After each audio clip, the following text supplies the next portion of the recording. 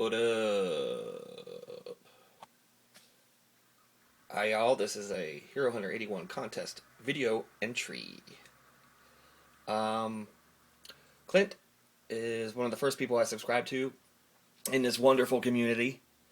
I think Cougar was the first. It's the first video I ever saw, but I got into Hero Hunter's channel soon thereafter, and I consider him a friend.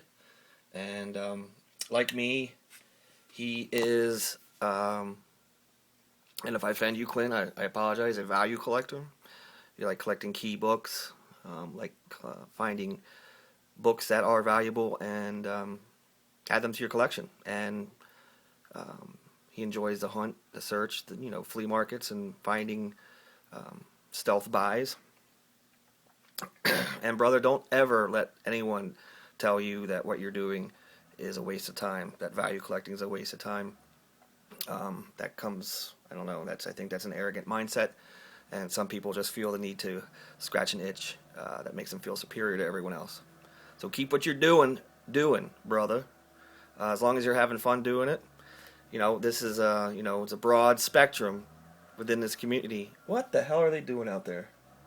It's a broad spectrum within this hobby that you can enjoy. Just you're enjoying one aspect of it, as am I. So, congratulations on all the great books you get, and all your subs. Killing it. And then on to the contest. I believe, now I may get this wrong, and I apologize if I do, but I believe you wanted us to find keys in our collection, or key-ish books, that we think are undervalued. Now, I may have gotten that wrong, or did you want us to go through our collections and find books that aren't keys and describe why we think they should be keys? And I'm way too lazy to go back and view your video right now, but I'm just going with the former rather than the latter. Excuse me. Because I think you wanted us to find keys, or minor keys, or any type of key book that's considered a key that we think is undervalued. I'm going to stick with that interpretation. Alright, here we go. First up, we have Tales to Astonish 82. And these Tales to Astonish books, majority of them you can find, this is like a upper low grade, mid grade type of situation for real cheap. This particular issue features the first crossover for Mr. Stark there outside of the Avengers and Tales of Suspense. So there's one, I think this was like a $5 to $10 book. So yeah, that one. Another one that in the lower registers of the grading schema you can find pretty cheap. This is 138, Strange Tales. The first appearance of Eternity, and some amazing Ditko artwork in that backup story.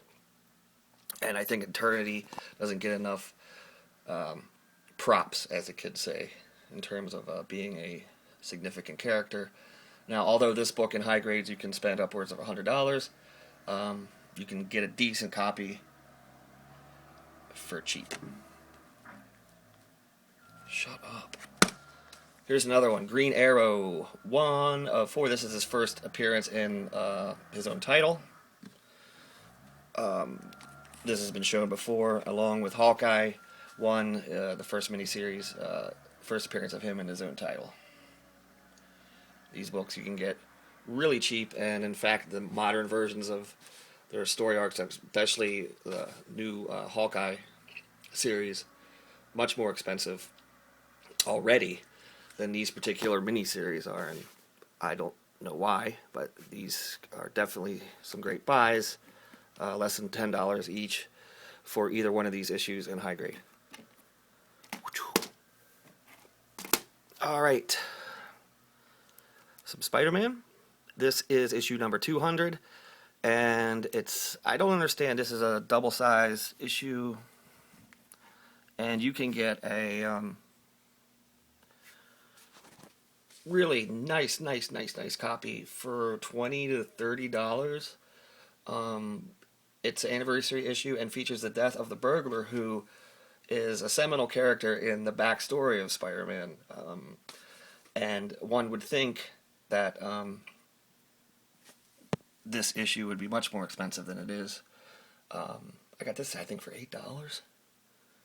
I think the guy didn't know what he had, but no, $20 for this particular issue. And I think it's a key, minor key perhaps, but I don't understand why it isn't worth more. Along the lines of Spider-Man 100, perhaps. This book, as well, has received recently a lot of attention because of the first appearance of Dormammu, who is one of Doctor Strange's. Wow, learn to speak.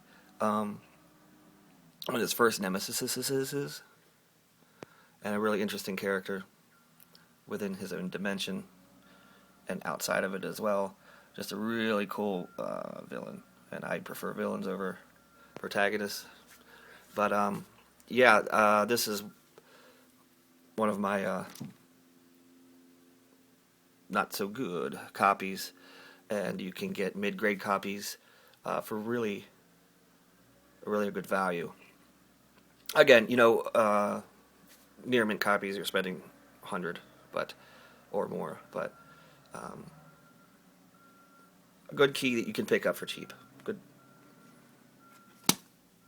And the last one I picked up, sorry if I didn't include more, that's probably a good thing because of the fucking construction going outside the window, but, and then pardon me for my language, Marvel 211 number 5, this is the second appearance of the Guardians of the Galaxy, and I think the first appearance might be a little overvalued, and this, and I don't know if a second appearance qualifies as a key, but just this morning I went, looked at some of the online sites, and since I've bought this is a mid-grade. I mean, this needs to be upgraded, but I just wanted it a few months ago because of the hype.